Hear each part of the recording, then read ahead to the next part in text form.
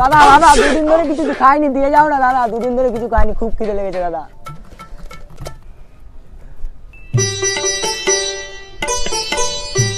দাদা আজকে খাওয়ার জন্য তো দিলে, পরের দিন কি খাবো?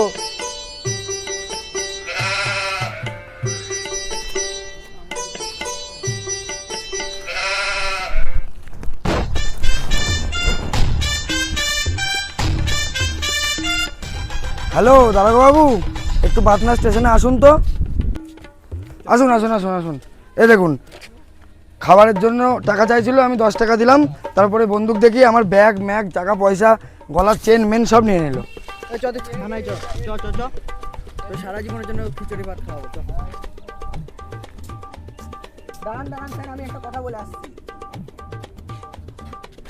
আবার কি দরকার? ওই যে এই তুমি জায়গায় দাঁড়িয়ে এত সুন্দর সারা জীবনে খাবার বন্দোবস্ত করে দিলে, তোমার ব্রেন তো দেখছি মুকেশ আম্বানির থেকেও বেশি। ঠিক আছে আমি আসছি।